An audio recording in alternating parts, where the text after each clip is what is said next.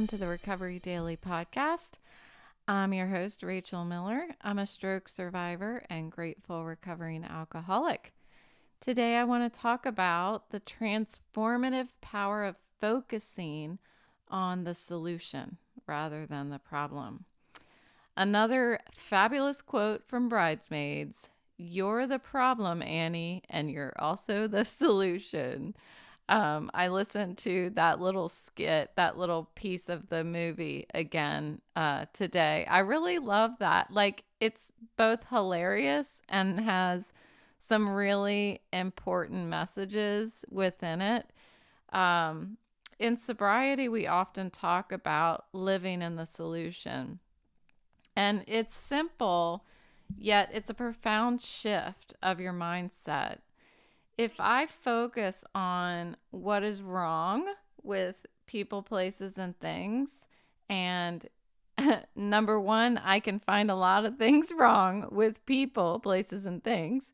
But if I focus on it, the problems seem to grow on their own into insurmountable catastrophes. Wow, say that 3 times. Insurmountable catastrophes. And when I shift my perspective to what needs to change within me, the answers begin to reveal themselves. So, again, I talked about this yesterday. I review on a daily basis. Number one, am I doing okay right now? Right this second? Yes, I am. I always am. Number two, what can I change? Is there something that I can change in this situation? Number three, what do I need to accept? And four, what should I let go of? And acceptance, number three, acceptance was completely foreign to me as an active alcoholic. My serenity, that quiet inner peace that's absent of all my mind's chatter, that I talked about how I felt that the first time after about a year of sobriety when I was taking a walk.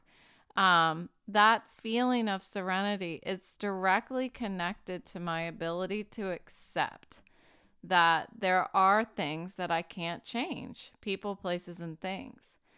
And man, it's tough, it's tough. It's tough to accept right now that I can't work. It's tough to accept that I can't drive, that I can't FaceTime, that I can't shop, that I can't watch TV, and on a totally different level, that my kids have moved out and are independent forever. These are really heavy things. They're big and it's hard and it even aches sometimes. But acceptance is the key to unlocking that inner peace. With acceptance, I can take action that is driven by healthy motivations, healthy intentions. This way, I can create change where change is possible. Here's the challenge for me, though. I don't always know what to accept and when to take action. A lot of times when something first happens, I don't realize that change is possible because my perspective is clouded by emotions like anger, fear, anxiety. When I first got that call a couple weeks ago from my case manager for my long-term disability claim, and she told me that my claim was probably going to be denied, I was pissed. I have put all of my energy and literally my pain into working on my own recovery and working on this insurance stuff. It is not comfortable for me to have to do this work. So to have received a call that says, "Hey, thanks for playing, but you lose," that's what I heard. And I was not able to see that there was something I could do about it because I was so angry and frustrated and upset. Um, my anger clouded my view. Um, but it took about 12 hours for me to realize there's something I can do here. And when I woke up the next morning, I got right into it. I started sending emails and made phone calls to get my health records to figure out why did the case manager see in my health records that I was able to drive, that I was able to read, that I was able to do the things that I am actually trying to accept painfully that I can't do. Why is she telling me that her paperwork shows I'm fine? So that's what I did. So I reached out and I figured it out. Within 12 hours, I found the solution. And had I continued to live in the problem as I was when I first heard the unfortunate news, I would not have been able to fix it, do anything about it. But with the help of my boyfriend, I was able to uncloud that perspective and see that what would you do, Rachel, if you were at work and you encountered a problem like this? And I talked about this in another podcast. Well, I would do whatever it took to find the solution. And by him helping me see that, it calmed that anger and allowed me to be able to focus on the solution, be solution oriented. And I've always had a tendency to get wrapped around the axle when someone reacts to me in a way that's rude. So this lady did not in any way, shape, or form respond to me in a way that was rude. But it made me think about how I could have responded back rude. And I chose not to and I'm happy that I did.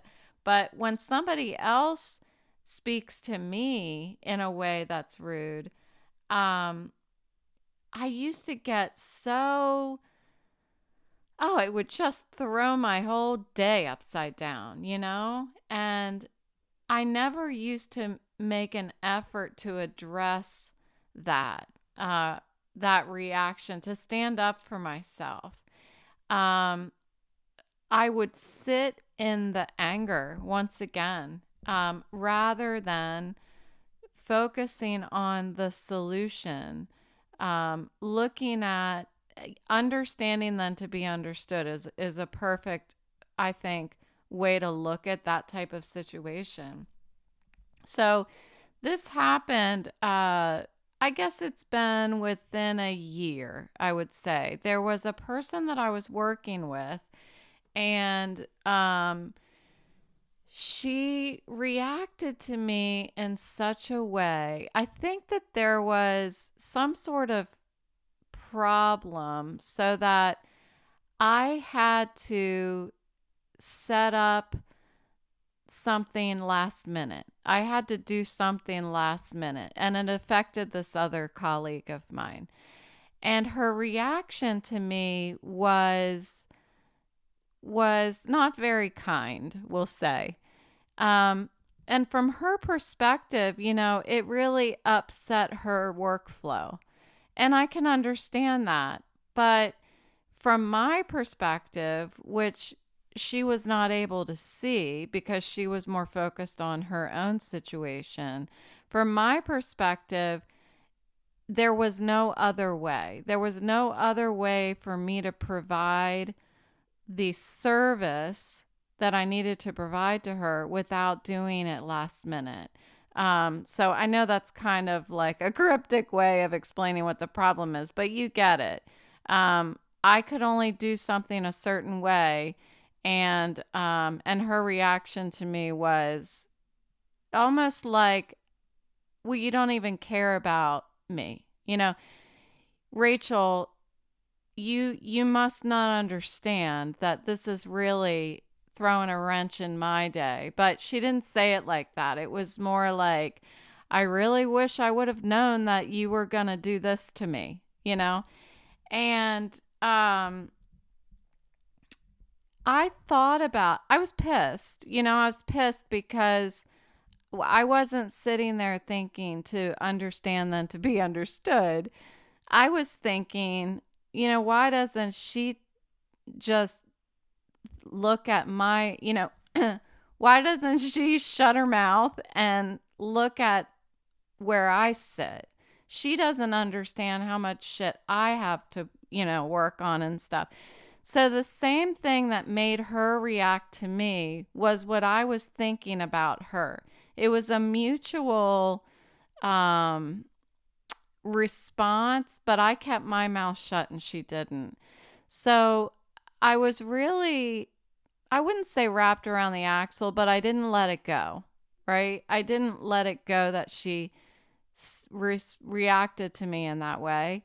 So there was a point like a week or so later that I was sitting next to her in a conference room, and I mentioned it in a way that I said why I had to do it that way or something, why I had to support her in that way, that it was last minute. And she kind of laughed almost uncomfortably. It seemed like she kind of laughed and like kind of blew off the fact that she responded to me a little more aggressively in the previous time that I had talked to her. But I felt better because I didn't react the first time and say, "Look, don't talk to me like that. I'm doing this because I'm overwhelmed and there's no other way to do it. I don't have the resources to support you, blah, blah, blah." I could have reacted that way, but I didn't at the time. And I took time, probably too long. I took a week in order to respond in a kind way. And it was less than a minute that I felt better, and I didn't feel like I was making myself feel better to spite her. It was a really quick conversation where we both understood each other. Again, I didn't have to wait a week to do that. I definitely think it was important for me to pause after she had reacted to me and maybe call her back the next day. But I'm afraid, I'm fearful of conflict. I don't know if I'm going to call her back and say like, "Look, I I felt this way yesterday, and I was hoping we could just talk about it and make sure that we're on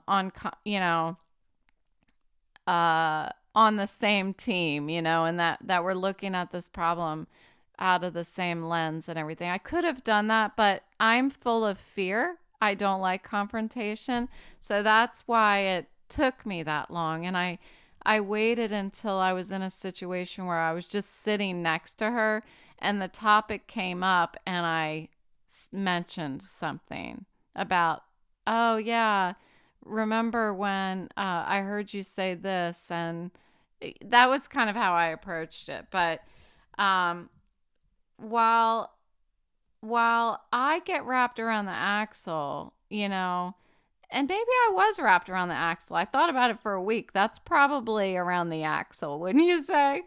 But while I'm wrapped around the axle, she probably completely moved on. She probably didn't even think another minute about it.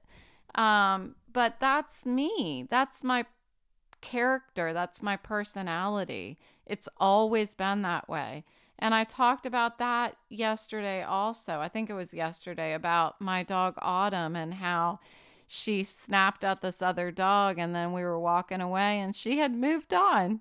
She moved on and was like, "Can I pick up that plastic bottle? I want to recycle." And I would like to be able to move on, not ignore, but move on, address things, look for the solution, not carry the problem with me. And it's a common trap that I get caught in, obsessing about the impact of someone else's behavior on me. But I need to turn the lens around. Instead of fixating on others' behaviors impacting me, I need to focus on how my response impacts me and address this to reduce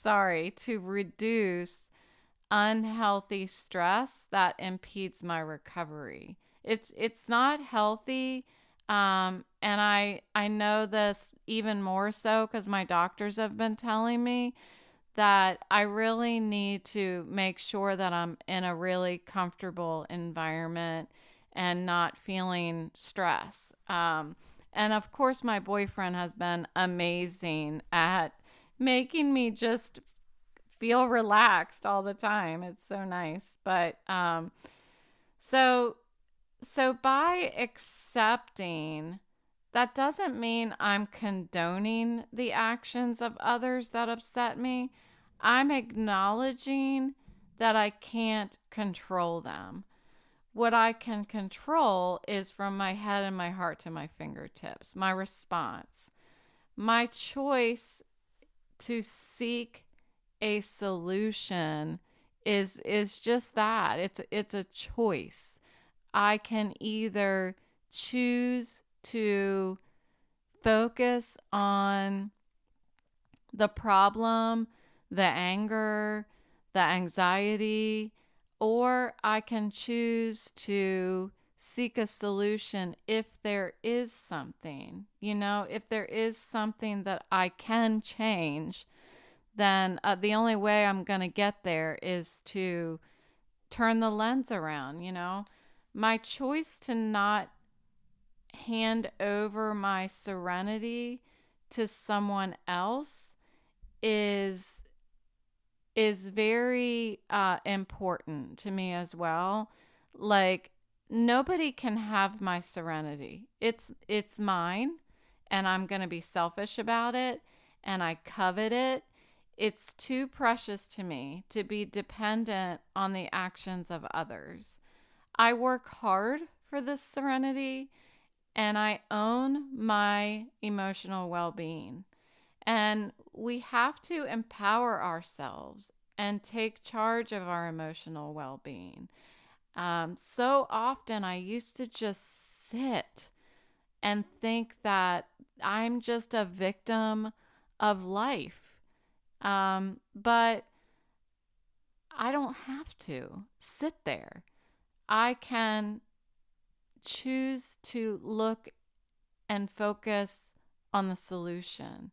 So I encourage you to reflect on what changes need to happen within you to live in the solution each day. And for me, I have to do this daily. All of this self-reflection is happening within me daily, sometimes hourly. I'm constantly self-reflecting to make sure that I have a very healthy mindset because I'm in a very vulnerable situation right now. As an alcoholic, a recovering alcoholic, and suffering from chronic pain, and this neurological vision impairment, I have to constantly be reviewing my state of mind. So give it a try. I encourage it. So thank you for joining me today. Remember, hop over to Facebook and keep up with the Recovery Daily Fashion Show. I added another entry today, and I have a fun fashion entry tomorrow. It's a great way where I can share. I'm enjoying the heck out of it. I get to share the positive parts of recovery, what I can do and enjoy in recovery as a sober stroke survivor, because there's so much that I can't do right now. It's really been fun for me to start putting on all these great clothes in my closet that I felt like I couldn't wear because I wasn't going to work anymore. Well, screw that. I'm putting them on and I'm showing them off, and a lot of this stuff is new. I had like completely redone my wardrobe over COVID, and then I had a stroke over COVID. So I never actually got to fully enjoy these clothes. So, and then also my niece and her friend took me on the recovery shopping spree. So anyway, I'm enjoying the heck out of it. So please come over to Facebook, follow me, Rachel Miller Recovery Daily, and I have an album there, and I'm posting daily my little fashion show. So anyway, thanks so much for being a part of my recovery and for being here and listening. I'll talk to you tomorrow.